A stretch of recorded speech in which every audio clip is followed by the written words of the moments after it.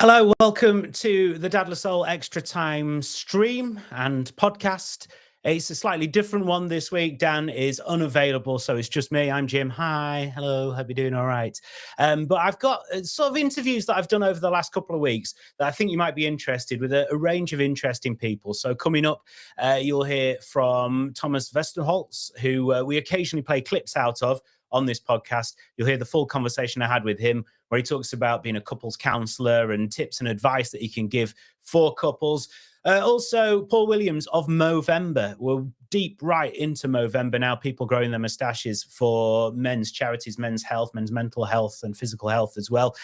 He'll have the full conversation there about what Movember is, how people can still get involved, even though, you know, we're coming towards the end of the month. And first of all, it's a chat that I had yesterday with Kristian Coburn, who is a Dadless Soul, but also works for West Sussex Mind. And we teamed up with them and Audio Active for an amazing event that happened last week called Unmasking Masculinity. So I wanted to chat about that and find out more about what was going on. So enjoy these conversations and make sure you follow us at Dadless Soul for more information about. Well, I have the brilliant Kristian Coburn with me. Hello, Kristian. How are you doing? Very well, thank you, Jim. Good to be with you again. Yeah, good to have you on. So, I mean, you filled in for Dan once before, and you, I mean, to be honest, you were better than him. They're big shoes to fill. Come on, let's be honest. Yeah, it's a big hat to fill, and that's I saw him a while ago on a video call, and I was like, "What?" I said, "Something's weird. Something's different about you." And I realized it's because he wasn't wearing a hat, and he looked completely different. He actually has a top of the head. No one knows that. See, that's trade secret. Although there's the video of him at the awards ceremony the other day. Right? And he's got himself without a hat, and he's actually posted that in public on the Dadless Soul socials. Yeah, very exciting news. So big ups to him for that. Exactly. And it's also been a kind of busy week or so in the Dadless Soul world anyway, because it was the Unmasking Masculinity event last Thursday. And Kristian, you're not just a Dadless Soul, but you were there representing West Sussex Mind as well. That's right, absolutely. So when I first took on the role at West Sussex Mind, my official title is Mental Health Peer Support Worker.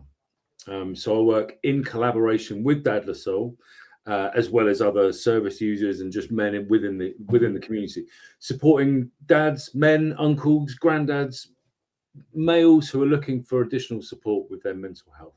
Now, I'm not a trained anything. I'm not a counsellor. I'm not a therapist, but I've got my own lived experiences. So it's a peer support role. What I can do is work one-on-one with guys or in groups, attending Dadless Soul meetups, for example, and I can signpost people and advise them where there might be support for their specific needs. So it's a really interesting role, but quite early on in the role, Dan and I and the rest of the Families in Mind team got together, and we're just thinking about ways we could put the word out there. We could try and get new services in and really just see what support was needed in the community. And we were fortunate enough to get a bit of funding from the National Lottery Community Fund. And we were just thinking about how do we use this money? It officially was for training. But then we thought, well, maybe we could do something slightly wider with this money.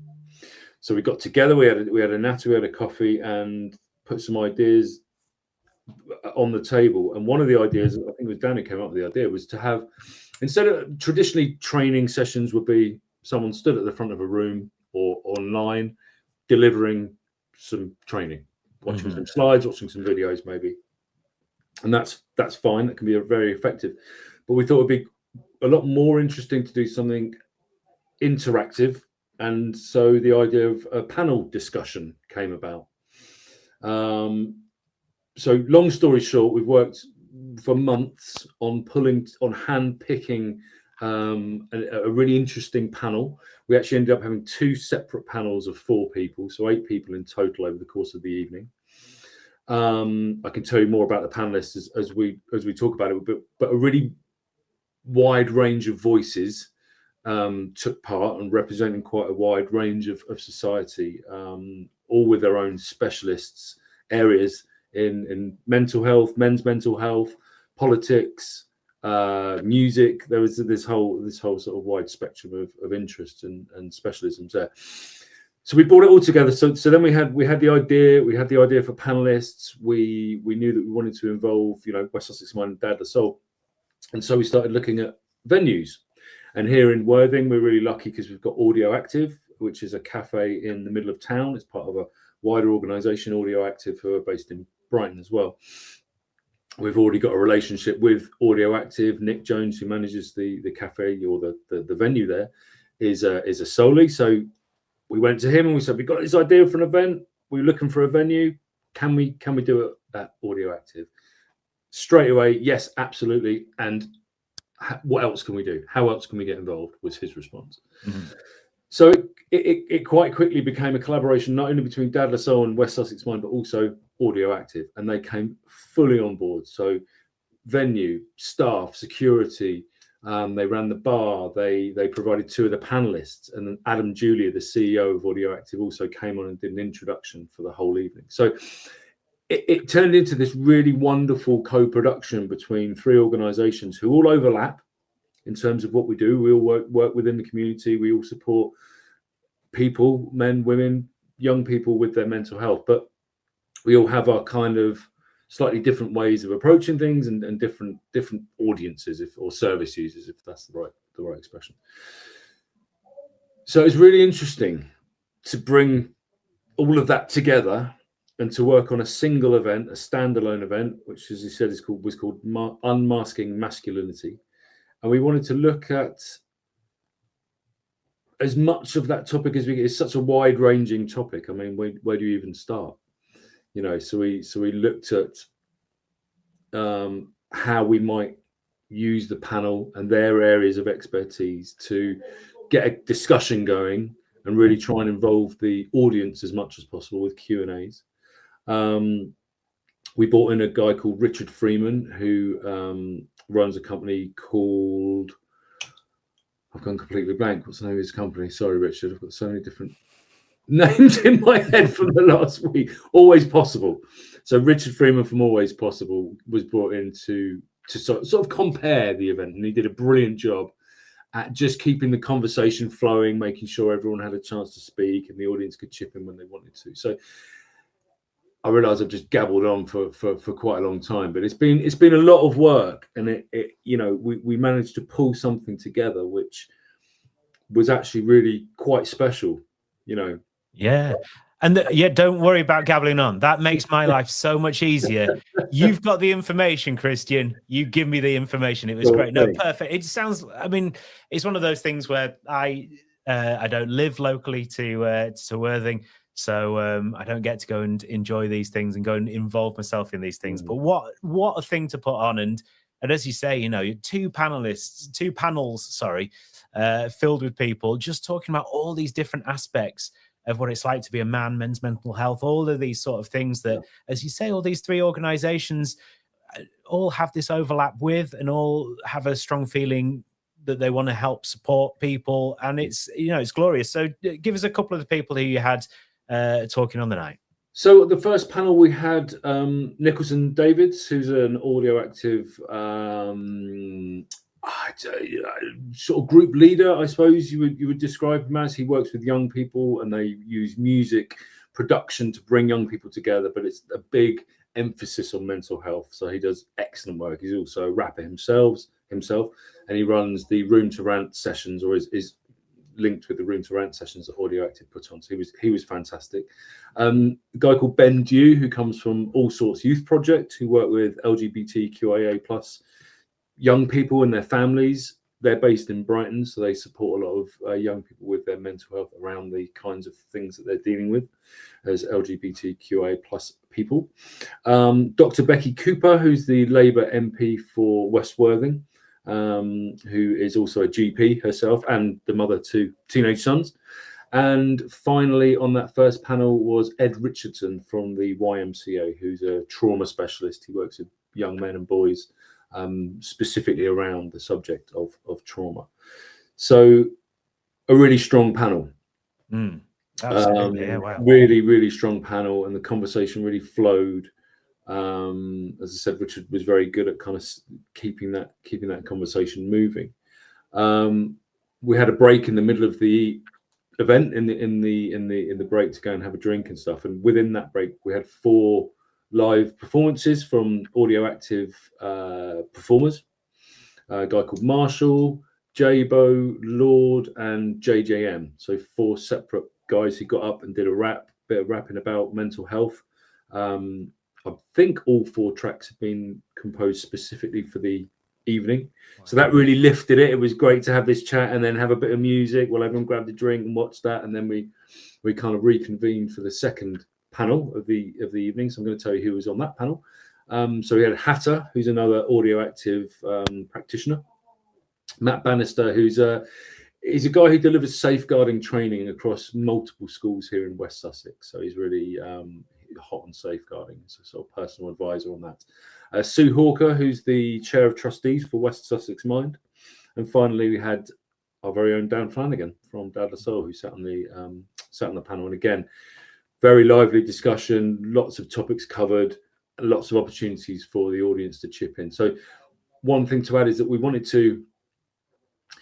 want to kind of maximize having these people in the room. So not just the panelists, but the audience as well. Because, it wasn't just the organizations who were up on the stage or involved in putting on the event. We also had representation from the NHS were there in the audience. Grassroots suicide prevention, Brighton and Hove Albion had representatives there. There was lots of local press there. We had ITV News covering the event as well.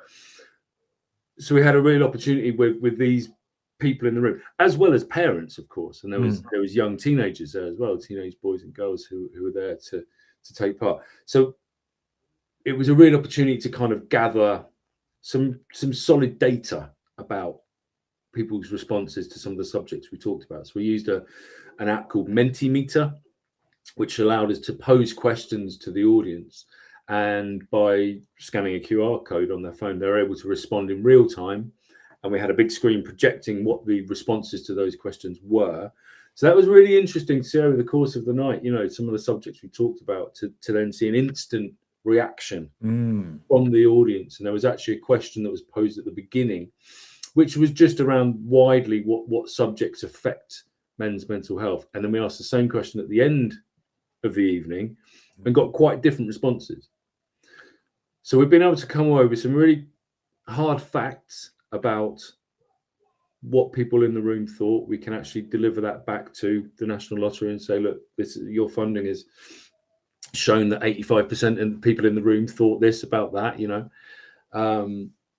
We also did an audio recording of the night. So I've been working today on a podcast. We're going to do 2 separate podcasts, one of each panel, so we can share that on a website. And there are various photos and video clips from the night. ITV did a piece on it as well, which went out the following day. So at the end of the night, which was a huge success, it was bums on seats. It was absolutely, we had about 100 people there, which is full capacity for the venue. I think we all came away with the feeling that was a hugely successful event, but it felt like the start of something. That's the thing. It's always the end of a project. It was like we've got some momentum here now. Okay, what's next? It sparked something, and that's the brilliant thing about this partnership, isn't it? The partnership of all these people, as you say, the people on the stage and the people in the audience. It starts ideas and it starts conversations and it starts hopefully projects to come off of that as well. Absolutely, we've had really positive response on socials and on direct emails and stuff from people who are in the audience, people who weren't there but wanted to hear more about it, press, as I say, PR and stuff. So it's about kind of capitalizing on that now. I think while it's still fresh in people's minds, it's about keeping that momentum going and thinking what next. Do we do another event like this in Brighton, for example? Do we go further afield? Do we talk to other organizations in other parts of the country, different local minds, for example, and show them the kind of template that we have for putting on an event like this? It was, I think we all came away. The word I kept thinking of at the end of the night was nourished. I felt nourished by it, right? Because we were discussing some serious topics, and there were some some upsetting things which were being spoken about, but there was also a lot of positivity and a lot of very uplifting advice about what can be done to make the world a better place for men, for boys, and for women as well, because this affects all of us. This is a societal issue. There was a lot of discussion about the phrase toxic masculinity, which is a kind of hot topic right now. And I think what we came away with is actually that the word toxic is not a helpful phrase when you're discussing, instantly it's going to alienate the people that you're talking about, saying this is toxic masculinity, you're toxic. And actually maybe a better phrase is unhealthy masculinity or unhelpful masculinity. So there's still work to be done. But I think things are getting better.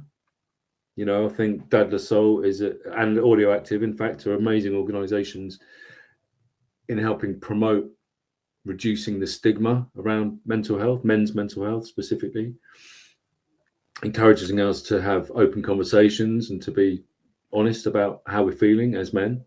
So it feels like that is changing, but I don't think that's necessarily typical of the whole of society. Mm-hmm. If people want to know more, then as you say, there's going to be podcasts coming out. We'll be able to share those on Dad Le Soul's socials. They'll obviously be on West Sussex Mind's socials as well. And that collaboration can, fuel more interactions, and we'd love to get more of that out there. So thank you so much, Kristian, for coming on and talking about it. I want to play a song for you. What song would you like to hear? So I was having to think about this when you were in touch earlier today, and I actually thought quite quickly of the perfect track. I'm just going to pull it up to make sure I get the title right. So there's a band who are based in Brighton called Town of Cats. Mm-hmm. And they're super cool. It's kind of Afro funk, big. I don't know. There's about a dozen of them in the band, and they're awesome. They're really super cool, fun band. They've recently put out an EP, and one of the tracks is called NKB brackets New Kinda Blue, and it's all about mental health. And the guy talks really eloquently about his own mental health. It also features on backing vocals Siggy Morsate, who's the choir director of the choir that I sing in. So I've got a personal link to it. Oh, nice. It's great to hear her voice in there as well. So yeah, Town of Cats with NKB, New Kinda Blue. Lovely. Thank you very much, Kristian Coburn. Thanks very much for having me, Jim. Good to see you. I'll see you.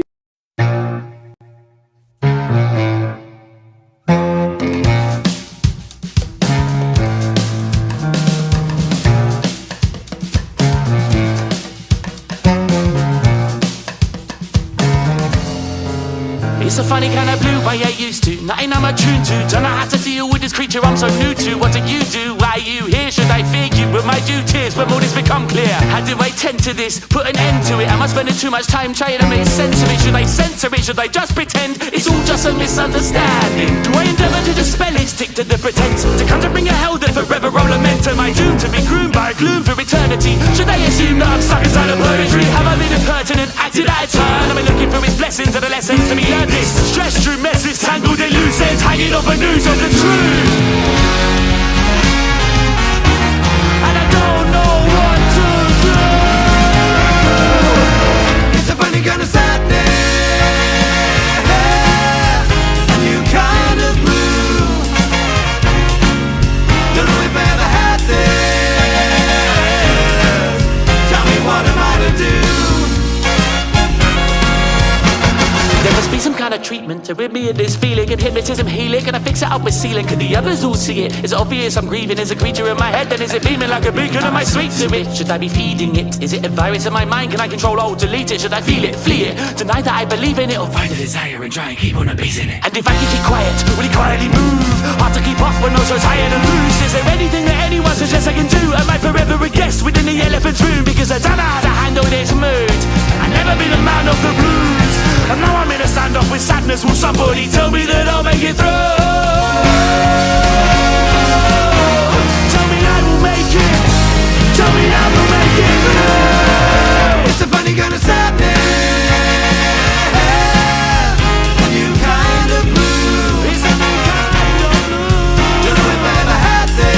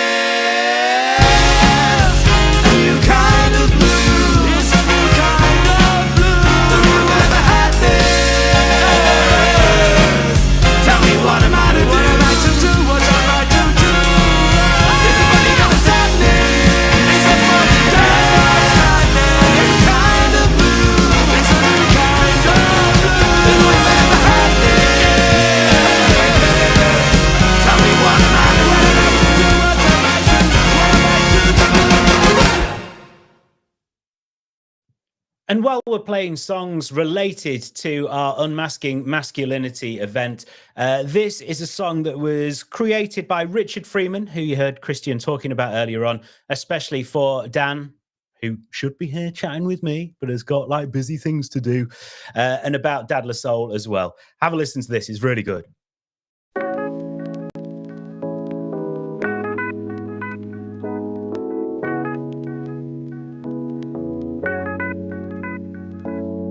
Dan in a hat with ginger flair, running things with mother loving care. Worthing streets they talk his name. Dad lost souls his claim to fame. Men together facing dead as chains, lifting spirits, easing pain. Gully beats in every heart. In his world we riff upon. Men's health, dreams and worthing's light, grit and glory day and night. Stories wildin' with open souls, finding tribes and common goals. Men together facing dead as chains, lifting spirits, easing pain. Gully beats in every heart. In his world we riff upon. Hats off to the social rock star, Jim and hope instead of fear. No beef instead, just rooted grace, brotherhood in every space. Men together facing dead as chains, lifting spirits, easing pain. Gully beats in every heart. In his world we riff upon.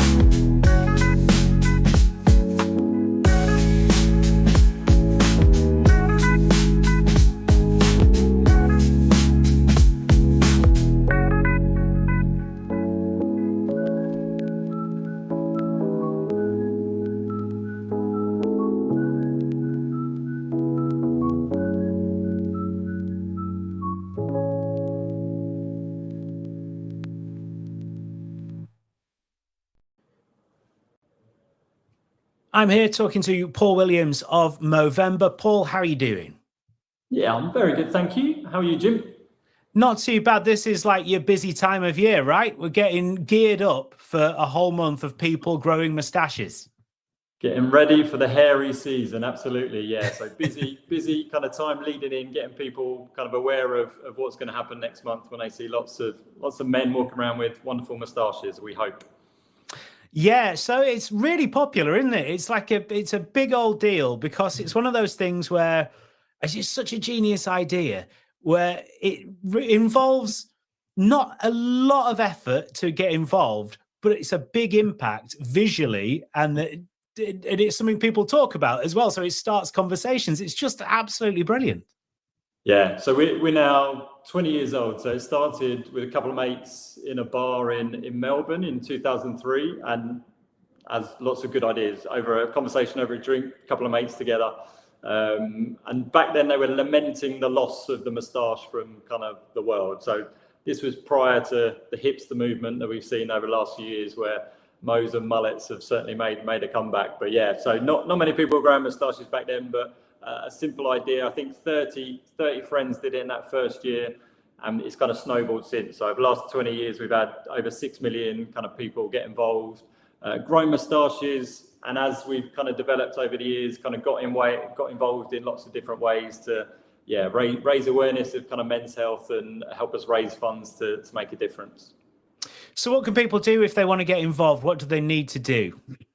So if you're able to, you can donate your top lip. And as you say, Jim, you can kind of become a walking, talking billboard for men's health. So as you say, it starts conversations with mates, but equally strangers. You can be walking down the street, spot another good moustache and kind of give a nod and a smile. So it builds that sense of kind of community. And if you're not able to grow a moustache, there are other ways to kind of get involved. So you can move for Movember. So take on kind of a moving challenge, whether that's walking, running, however you kind of want to get around. But we kind of talk about moving 60 kilometers during the month of November to kind of recognize the 60 men we lose to suicide every kind of hour. Or you can host. So obviously part of November is kind of getting amongst friends, people that make you feel good. So you can get together, have an event, and again, raise some money through that, or mow your own way. So we have people that take on some crazy challenges. We've got a guy this year who is looking to, I think in Wales, looking to draw the biggest picture of a male genitalia as part of his Strava. So he's running around in the shape of, male genitalia. So you can kind of take on your own challenge, however you kind of interpret that, and get out there and raise awareness. Oh, there's a lot to be said for making Strava pictures. I don't think I'd ever really thought about doing that before. That's a great idea. Yeah, we've had people do big moustaches kind of across London. So you kind of see that map of London, and they've somehow, and I don't know how they do it, but managed to map out the right route that then, on your Strava, you've got this big picture of a moustache across London. That's brilliant. So there obviously, of course, as you mentioned, there is a very serious aspect to it, and that is the men's mental health and men's health in general as well, that we're raising awareness for, raising money for as well.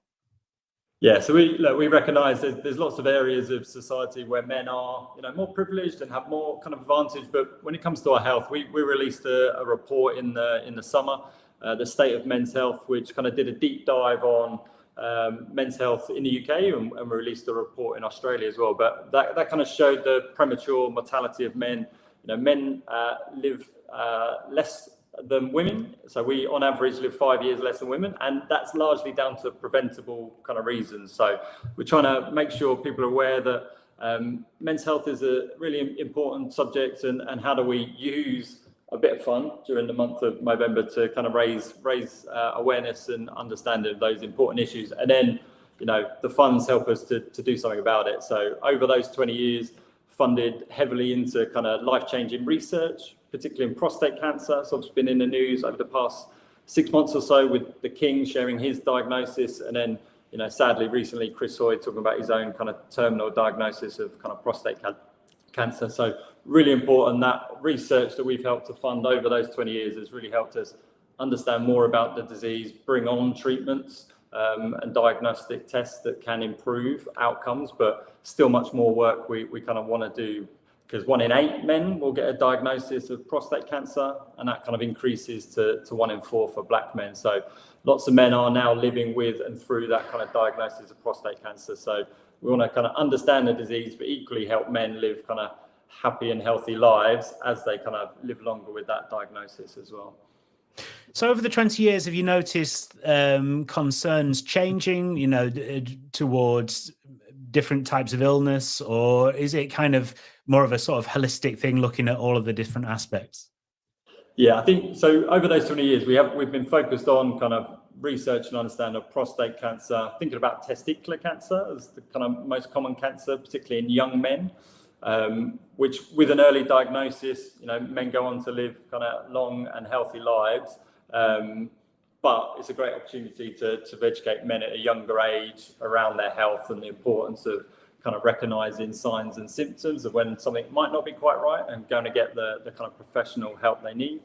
And I think in terms of mental health, we've seen far greater awareness across society around mental health, which is brilliant. And what our work, particularly in some of the work I'm involved in our kind of sports programs and partnerships, is how do you give that next level of education? So yes, we know about mental health, but what does it actually mean? How might I feel, or what might my behavior or a friend's behavior change if they're struggling? And then how do you have that kind of conversation? How do you kind of recognize someone in your life might be struggling, be it a mate, a partner, an uncle or brother? How do I then have that kind of conversation? So lots of our work is about that education and helping people have that connection and that conversation, so we can get in there early, get people the help and support they need, whether that's kind of informal and amongst a friendship group, a family unit, or if they need it, that kind of more clinical support from a medical professional. Have you noticed sort of more of awareness of that? I think, in 20 years, I think we're moving maybe in the right direction in terms of being more open, maybe discussing mental health. And I mean, things like Movember obviously help that? They're sort of driving that as well. Have you noticed that at all? Yeah, so I think there's lots of organisations out there, Movember, one of them, that have kind of done that bit of awareness and campaigning over the last 20 years and beyond of kind of the importance of mental health.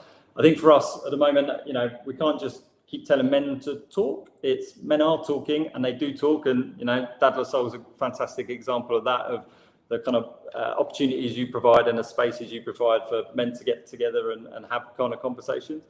I think what we're interested in is when men do ask for help and do reach out, how does that system or that partner or whoever it might be, how do they make sure they can respond in the right way? So we found some research in Australia where over half of men that have reached out, gone to see a counsellor, don't go back for that second session. So there's something about the kind of system, be it in the UK, GPs, health hospitals. How are they responding to men when they're kind of reaching out for help? So that it's not just kind of men themselves. We are talking in far greater numbers, much more comfortable to do that. But we need to make sure men get the right support when they kind of ask for it and they need it. Okay, so how can we translate that into what we do over the month of November? What can we? How can we? We're getting involved, obviously, with the events that you talked about and the tasks and things. So how can we kind of make that connection between what we're doing there and helping out Movember and raising funds and things like that? So the best thing to do is go to Movember.com and kind of register and sign up to kind of get involved, and then spread the word. So we've got an app that you can kind of download and gives you lots of different ways to share what you're up to and doing, whether that's growing a moustache or hosting events or doing a challenge. So there's lots of stuff you can download and edit and change to put on your socials and your profiles. But that's really what the month we try and do is we talk about Movember having fun and doing good. So this is some serious subjects, but let's build that connection over the month of November. But yeah, people want to get involved, you want to grow, you want to move, host an event or do a kind of wacky challenge, then sign up and register at Movember.com. And, working for Movember, is there competition between you and your colleagues about the best moustache? Is that a thing? Yes. So when I joined, I've been here 2.5-3 years. So when I joined, I got asked two questions: is do you have to grow a moustache, and what are you going to do for the rest of the year? So it's not. I don't think it's quite in our contracts, but there's definitely that kind of competition around the office. That first day when we have a shave down and you kind of have a second look at your kind of colleague that you've had this big beard for the year and they look about 25 years younger. So there's lots of that, the kind of baby faces around the office. And then when you work here, we are really well known for, taking over the month formerly known as November. But when you work here and for our partners, they kind of see the work that goes on all year round. So this is our kind of big time of year for us to shout loudly and proudly about the work we do and for the communities we serve. But yeah, it really enables us to do that year-round work to kind of raise the profile of men's health, but then work ourselves and deliver programs and with partners to try and really make that difference for men and those with men in their lives. Mm-hmm. And any preferred type of moustache? We've got if you go to movemberme.com, we've just done some work, a partnership with an AI moustache generator. So people can go onto the kind of website, onto the kind of app, and yeah, you get to put in, take a picture of yourself, and then you get to choose different variations. So if people are thinking about growing a moustache this year, they can actually kind of test it out. You got to go for the old trucker. The box car is a good favourite of lots of people in the office. So yeah, but we talk about, even the shit moustaches save lives. So whatever you can grow, whatever it looks like, it doesn't matter. It's about getting involved and about the kind of conversations you have as well. And once again, how can people find out more information on what's going on? Yeah, more information. If you go to Movember.com, you can kind of find out all about Movember, what we get up to, where the money goes, and equally then you can kind of register and sign up on the website and the app. Lovely. Paul, thank you very much. I'm joined by Thomas Westenholz. Hello, how are you doing? Yeah, I'm really well. Thanks for having me on the podcast today. We really appreciate it. It's good to have someone on who knows what they're talking about. It'll be the first time that it's ever happened. So we're in uncharted territory here. Thomas, give us a little bit of your credentials. Tell us what you do. Yeah, so I guess I trained in a few different modalities. So I trained in something called somatic trauma therapy, which is basically body-based therapy. Then I trained in the Netherlands in psychedelic assisted therapy, which is very new, not yet legal over here in the UK. And then I trained as a couple therapist as well, which is mainly what I do over here in the UK. Okay. And that must be a fascinating line of work. Couples therapy must be, every day must be different. Am I right? Yeah, I think it is. And yet what is really fascinating is that they're very predictable patterns, actually. And this is also what kind of the science and the research has found, that, you know, the primary distress that people come in with almost falls into very, very similar pattern, even though the content is different. They might be coming in saying it's about money, or it's about sex, or it's about whatever the content, right? But what we find is it's never really about the content. It's about something else that's happening. And when we solve that, then the content is quite easy to solve. Right. Okay. So there's always like an underlying thing going on there then. Yes. And, you know, it's just really fascinating because I think we've been bombarded with Hollywood movies growing up, right? And we never really learned about this stuff in school, even though we probably should have. And we got this idea from Hollywood that love is about intensity, right? People always say, oh, I want to feel the chemistry. But actually, I think there's a huge misunderstanding about what love is. And I don't know if you want me to clarify, I can talk a little bit about that, because I think often the message we get is this chemistry, which is actually the chemical modulation of addiction that's happening to the brain. And when people fall in love, we actually see the same brain patterns be active as somebody who has OCD, obsessive compulsive disorder, and also the same brain patterns that can be associated with addiction. So this is why necessarily this intensity we often seek has very little or almost nothing to do with love. Not that there's anything wrong in feeling these strong emotions, right? And it can feel great. We just have to understand that it's a cycle of up and down biochemically, right? And that's where it's going to go. While if we kind of, and this is where the research started for kind of the practice that I do, is they started, I didn't do this work. So they started looking at children and seeing how do they form different attachment bond with their caregivers and how does that impact them throughout life, right? And they found that there was only 4 primary ways that we learn to engage and create a felt sense of safety. And these strategies we then used when we grew up, and they would then create some of this dysfunction if we weren't lucky enough to have parents who gave us the right framework, right? Mm. Wow. So this is how you can apply this to sort of the couples that you come across, and so a lot of it, is it sort of managing expectations then? Because people have these expectations that, as you say, it's going to be this Hollywood thing, but actually when it's not that, that's kind of natural. Yeah, you know, I think it's that when we don't feel safe, everything is complicated. And we can look at that at a micro scale or a global scale. Look at what's happening in the world, right? The way humans start acting when they no longer feel safe, right? They start using either defensive or attack strategies, right? Or they capitulate completely and just collapse, right? So we don't have many options available that allow us a more higher intelligence human cognition when we're in a response of fear. And if we didn't have the right framework growing up, we often have kind of a vigilance and perceive threats that aren't there in relationships, right? So we will interpret certain responses in specific ways. So it's more about, you know, we try to look at what happens when we have kids who grow up who feel very confident, outgoing, they call it secure attachment, was that they had parents that would respond to them, right? So they learned that boundaries were fine to have. Nothing happened if you set a boundary. They learned that if I'm in distress, my parents come. So the world, I can anticipate a positive response if I express my needs, right? So they had a model where they felt safe, both relating, but also being on their own. However, not everybody were lucky to grow up with this kind of framework, right? For different reasons. And that means you tend to have people who might be hypervigilant. We call it anxious attachment, meaning they have a high sensitivity and fear of abandonment. So they often see small signals that might not be abandonment as such, right?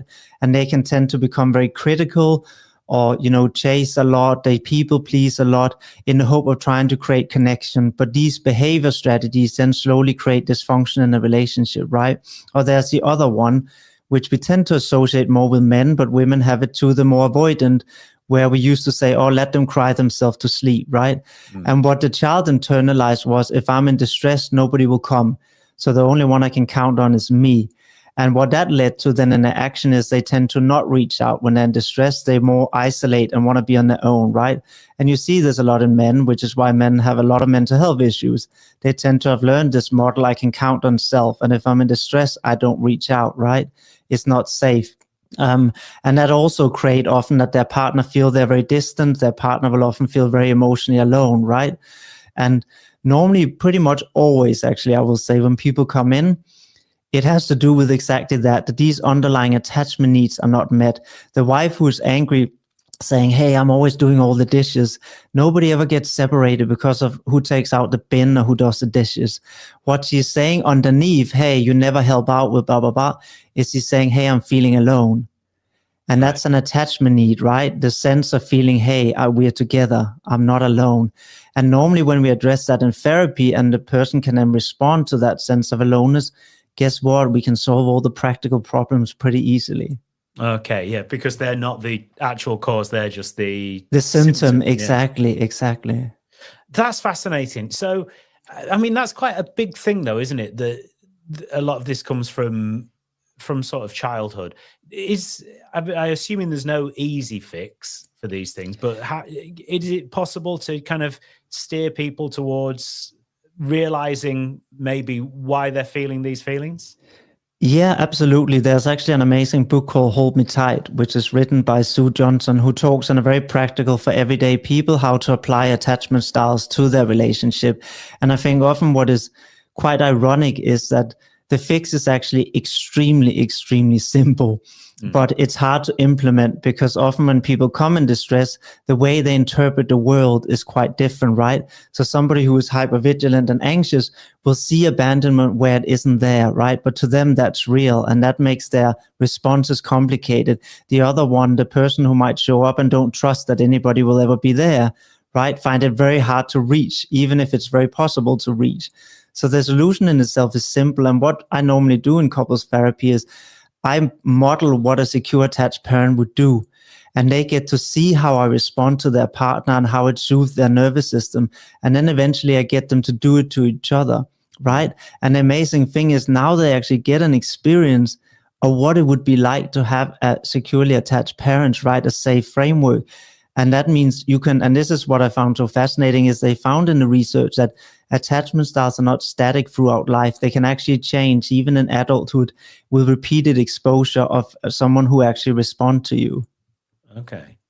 And it's just kind of steering them towards that, I guess, is it? And that's part of that's what you do. That's how you facilitate that, do you? Yes. So I tend to model it. And, I said, my partner asked me yesterday, how I would describe what I do when we were making dinner. And I said, I'm kind of like a jungle guide because relationships is like being in a jungle and sometimes you can't see where you're going and it looks all murky. And I'm the guy who said, no, don't go down this road because that leads to the alligator. And no, not this one. This has the poison snake. Let's go this way, right? So I'm kind of like a jungle guide, right? I steer them through all these leaves and trees where sometimes they can't see. But I'm the one who kind of have a vision for the path where we can get to safely and where they can actually enjoy their time together. Okay. I'm trying to work out now whether it would be a good thing or a challenging thing to be in a relationship with a couples therapist. What does your partner think?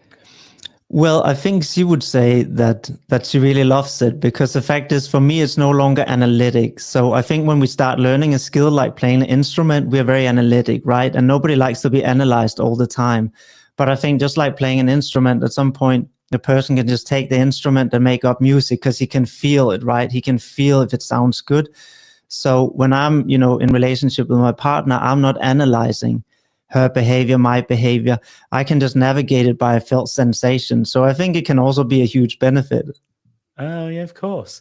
And do you think that happens to people that you have who come to you? Do they sort of learn that skill as well? Does that sort of become more innate to them? Yeah, they do, because what is fascinating when people first come, and as I said, this is partly because I think our school system is letting us down a bit. You know, they're not teaching us a lot of these skills we really need to navigate life, right, in a productive way and have good mental health. And what I do is they come and they don't actually know, most people when they come, how they construct their sense of reality. They just think what they're experiencing, that is real. My emotions are real. Whatever they're experiencing to them is reality. So the first thing I do is construct. We break down like little moments of conflict they had, and we're like, what triggered you?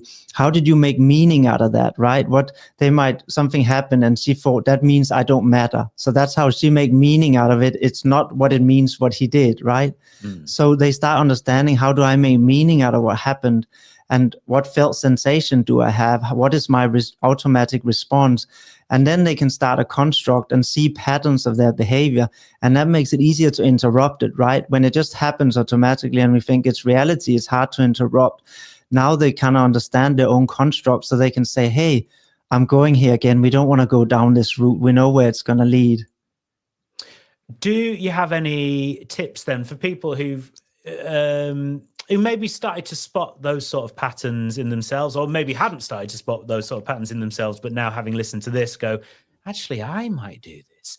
I mean, I don't want to obviously do you out of work. Yes, no, it's a good question, and there are plenty of good tips. I think one of them, which is a really, really simple psychological mechanism in human nature, is when we externalize an enemy, it becomes easier to come together. That's just part of our psychology. So that means when couples come in, or when couples are in distress, whoever might be listening to this, they tend to make their partner the enemy. And that means when they interact with their partner, the part of their brain that's responsible for fear, it's called the amygdala, that's very active, right? And that makes it hard to have a connecting engagement when we are already in fight or flight. So what we do is we identify the cycle, and once they can see the cycle, and trust me, there's a pattern behind every argument, even if the content is different, the same pattern is happening underneath. Then we give it a name, and we externalize it, and we call it a dance, right? So the dance become the problem, not them. And I tend to say to couples, hey, it's not that you're not good together. It's that when you met, you listened to the same tune, you were dancing, you were having fun. Somehow along the line, you both started listening to different music in your headphones, and now you're stepping on each other's feet and you're starting to get irritated. So we need to get you back in tune, right? So you're dancing to the same beat. So that's what we do. We then externalize a dance, and we say it's a dance that gets you caught in these patterns that are destructive. It's not your partner. And often just externalizing it makes it easier to come together and say, hey, now we're collaborating against this cycle that's messing us up. And you no longer think your partner is the enemy, right? That is nice. That's a nice way of doing it. Yes, I guess that's the thing, isn't it? There's always something, if you can blame something that isn't the other person, then it's much easier to sort of, I guess, come together and collaborate and absolutely solve the problem. I mean, speaking of that, I mean, obviously a lot of parents watch this and listen to this. We're a parenting organization. How do you get a lot of people coming in whose sort of issues are related to parenting, to having that kind of, I guess, a lot of lack of sleep and a lot of shared responsibility and things like that? And do you find yourself dealing with that a lot? Yes, it's huge. And again, it's both. We could talk about it on a micro level and macro level, right? Because part of this is a societal structure. It's the fact that we live very fragmented. We used to live in smaller societies where you had a lot of people locally. Family would be local that would help out, right? And that's how we're meant to raise kids. Now we are living so separate that often we find two people who are alone raising a child, and it's impossible to do in a good way, basically. And we also have to work, and we have to be a good partner, and we have to be a parent, and it's simply impossible. The demands that are put on a person today, a parent, is simply impossible to achieve. So in that, I would say 90% of couples coming are people who had children, right? Normally between from 0 to 8 is where a lot of the issues are, because the kids require a lot of attention, right? And it means that before we had all this attention for each other. So we had time to solve problems. We had time to nurture. I say to fill up some good stuff into the emotional bank account, right? And that meant if we had a little conflict, hey, we could draw out of the emotional bank account, but we didn't go to overdraft, right? Now, because there's no time to put something into the emotional bank account, then suddenly when we start drawing out, we go into overdraft, right? And eventually it gets so hard to even pay it back because the interest is too high. And that's often when people come in, when they're stuck in that place.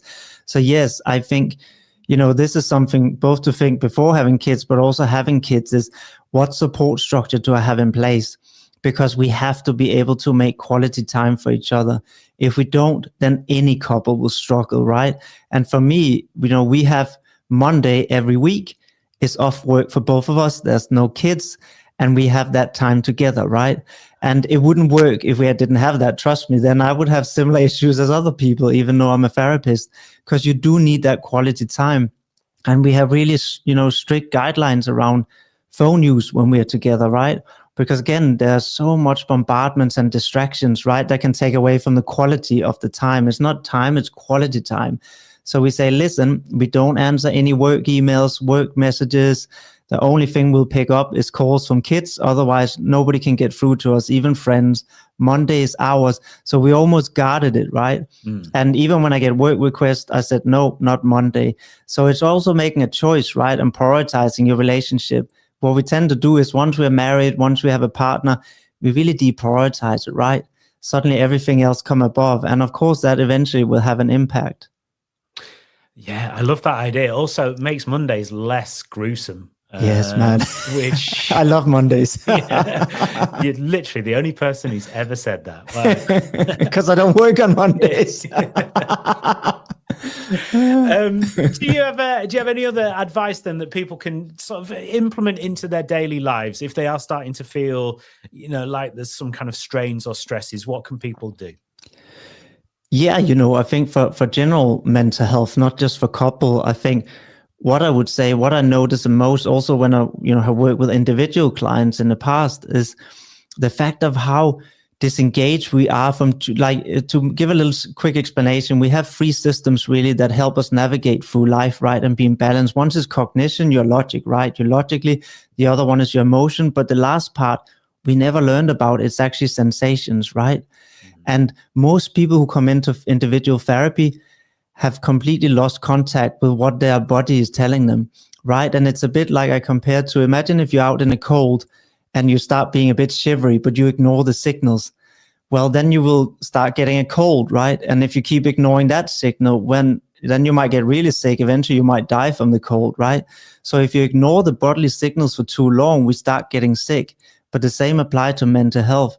And even for people to slow down a little bit, take some breaths and whatever they're doing to say, how is this feeling in my body? Because when the body is in stress response, we tend to feel tense. It might be tense jaw, stomach not feeling good. And this is a signal that this is not a good place for you to spend a lot of time, right? But if the body feels a sense of relaxation, like when I spend time with my partner, right, or my kids, etc., then hey, this is a good place to spend more time. It's a really good compass, but the problem is we tend to not listen to it. Wow, no, of course.